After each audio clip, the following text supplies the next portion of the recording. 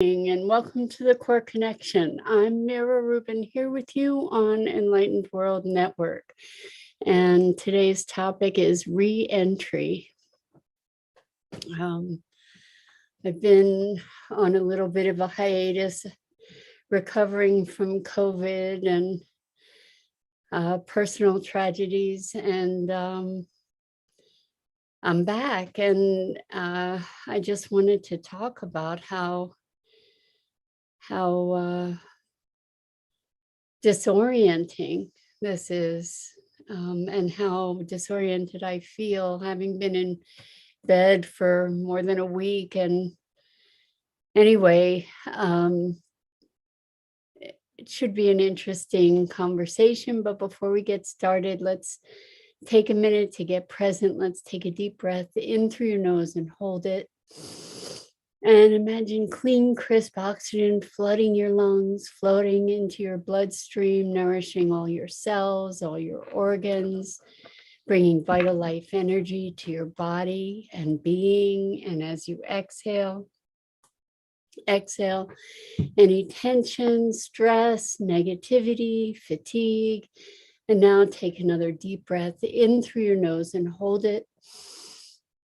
This time, imagine brilliant, bright light lighting you up from the inside out, illuminating, electrifying, energizing all your electrons, all your molecules, all your cells, and creating this brilliant, bright light from the inside out. And as you exhale any remaining stress, tension, negativity, fatigue. And now let's just gently press our palms together. Softly, softly, softly rub your fingers against your palms to feel the deliciousness of that sensation and the tickling and the tingling, and allow yourselves to become present right here, right now, in these magnificent bodies that allow us to experience life. Welcome, welcome, welcome. So I've missed you, and it's been such an odyssey.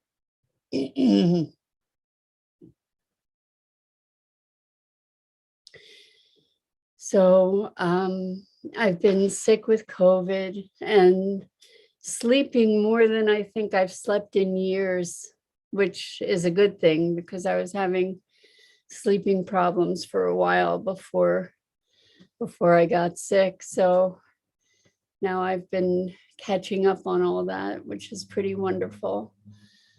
And the thing is that when you go through an illness and are sleeping a lot and in bed a lot and not using your body, trying to activate it again is kind of, for me anyway, right now, pretty disorienting. I feel like I'm not really in my body, and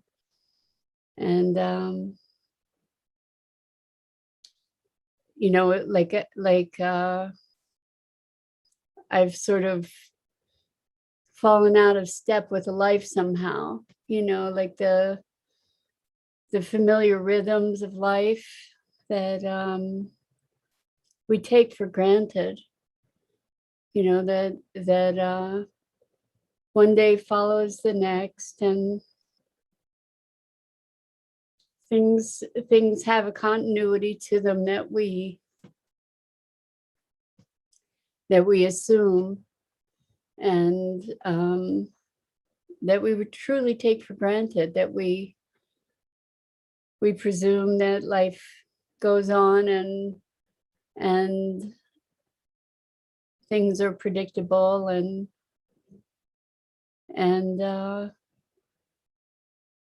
in a certain respect, while things are constantly changing, they remain unchanged somehow, you know, like the familiarity, the pace, the rhythm. And tragedy and illness disrupt those patterns, and I don't know if you've experienced this sense of disorientation, but I have to say right now, I'm feeling pretty disoriented. And trying to navigate the different physical sensations of getting reoriented back in a mobile form, and also the grief and loss of Maggie, and now some technical difficulties happening here on Restream. So I'm not seeing your chat. I'm going to see if I can figure out how to correct that right now. So I'm trying to navigate that also. So bear with me here. I'm going to see if I can sign in and get connected with you guys. Just have a little patience with me here. I'm trying to find some passwords so that I can sign in here. Here we go. This might work. Let's see. And I hope so. Let's see if that works. Oh, now, you know, these proof of human where you have to click all these images for traffic lights and motorcycles now and stairs. This is just crazy. Trying to just be able to chat with you guys. Hang in there. We might be on our way. Let's see.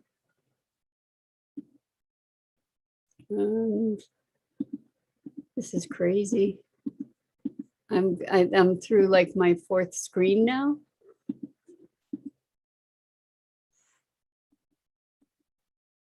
This is just nuts. Okay. Now we're on to tractors.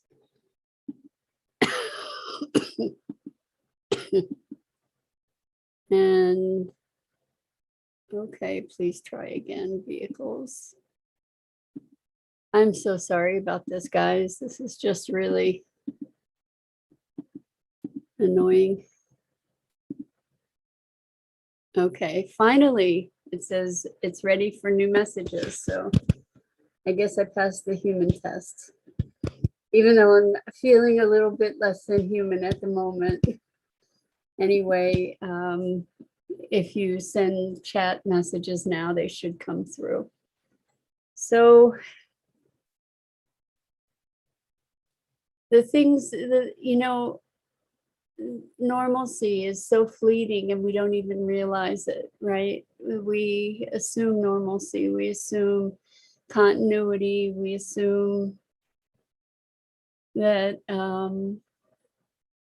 life is predictable, right? In a way, we make those assumptions, and then life, you know, what is it, how does it go? Man plans and God laughs. So when we get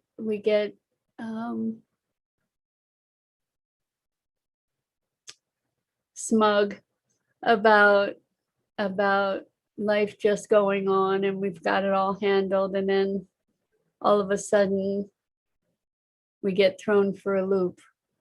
And I think, you know, and I see a gift in these moments of disruption, because it gives us an opportunity to recalibrate, to experience things anew, to gain a new perspective, to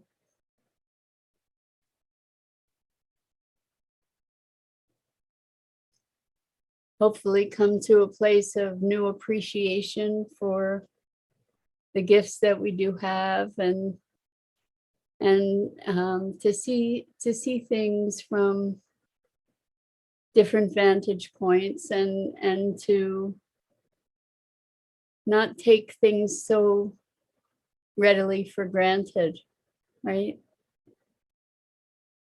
So I'm not seeing any comments. I don't know if you guys are here or not here. It would be great if you could chime in if you are.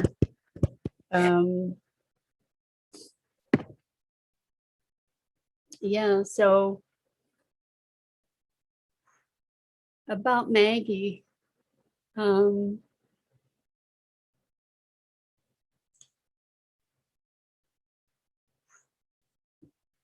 Maggie was here on borrowed time.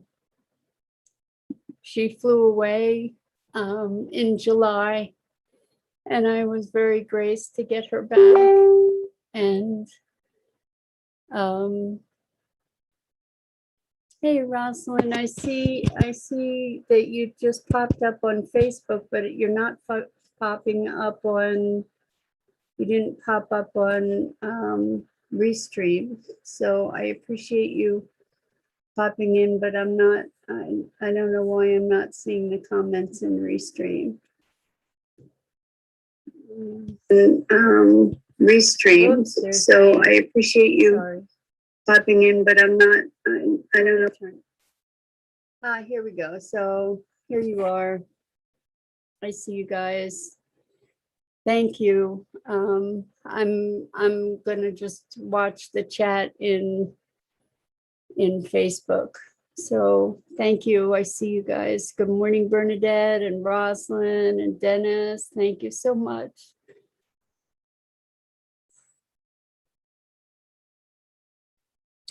Dennis, thank you. And hi, Julie. And click on the tiles with all the traffic lights. I don't know. Okay, thank you guys so much for being here. Oh boy. Anyway, so I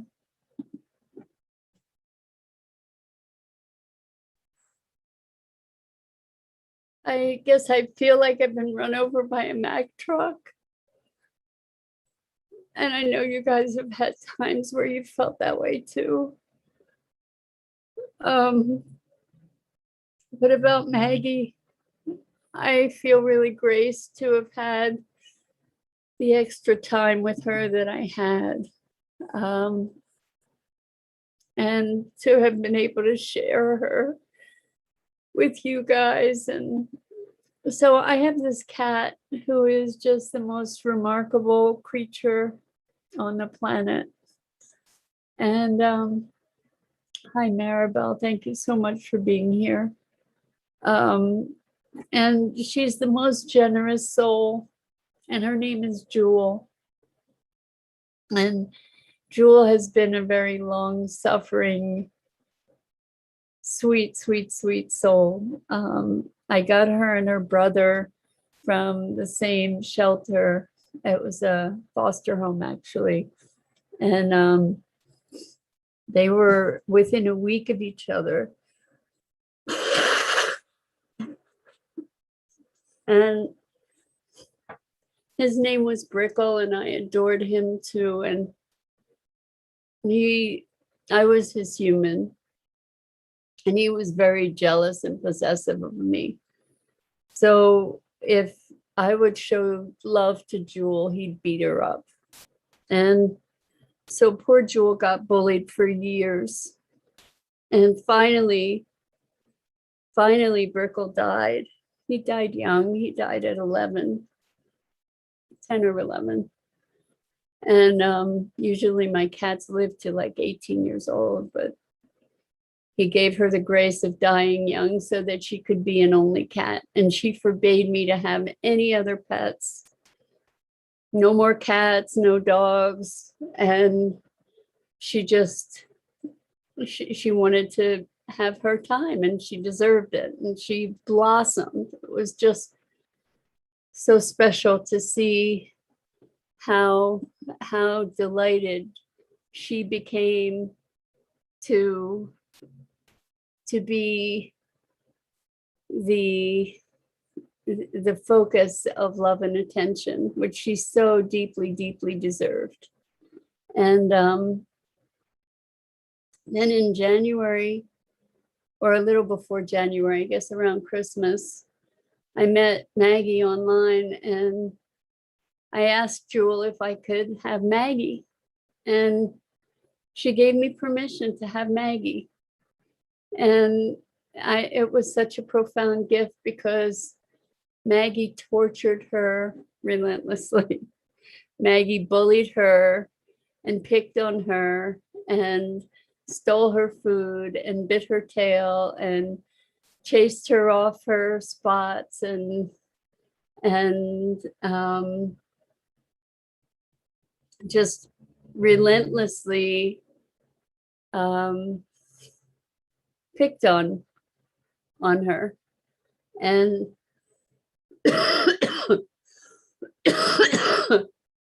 when Maggie flew away,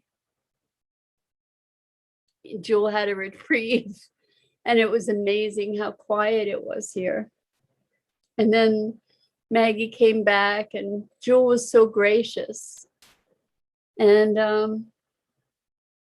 then I got sick, and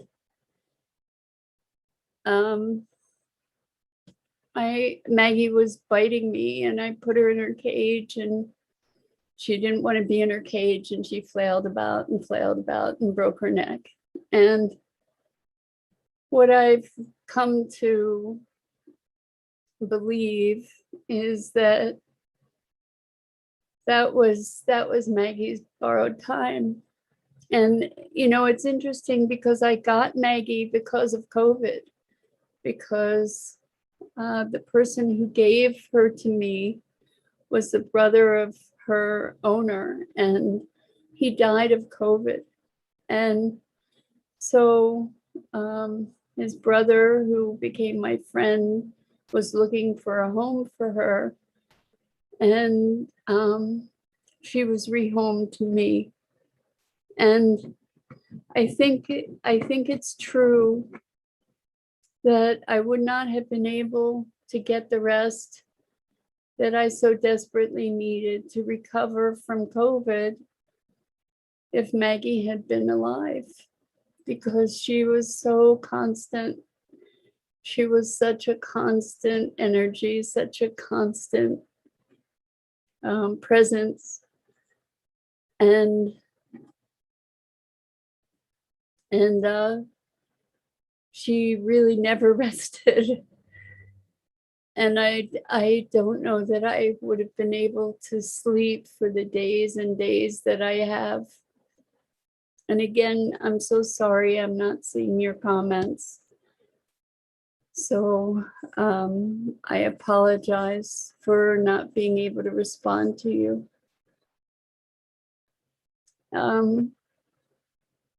Anyway, I don't know if it's rationalization or justification. We try to make sense out of these things, but Maggie was such a blessing to all of us. And she brought so much joy. And she will live on.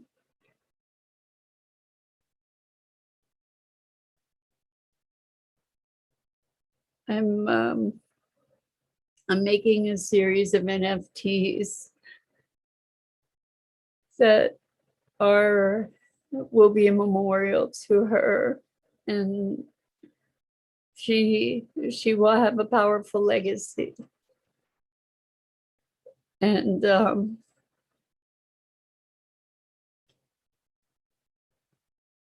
life is just so strange, right? It's just so strange.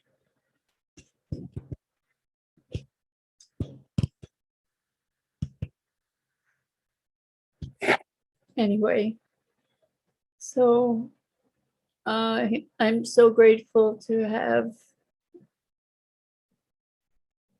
this community to connect with and to process through, and to find my way back into the land of the living.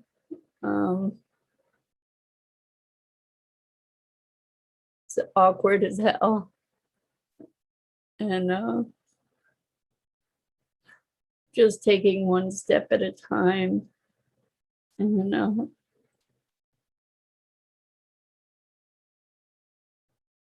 I just want to thank you, and thank you for your love for me and for Maggie and for Jewel. And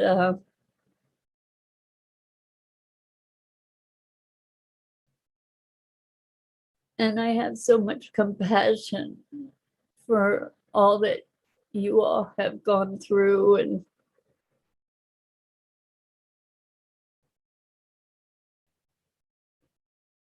the experiences of life that have been derailing for you and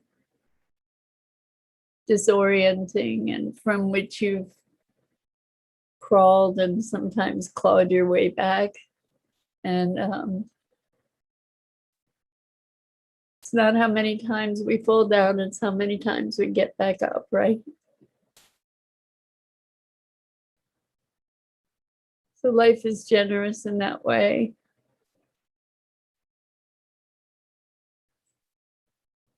To allow us to keep clawing our way back. So I think I'll call it a morning, and thank you for welcoming me back into your gracious and loving arms.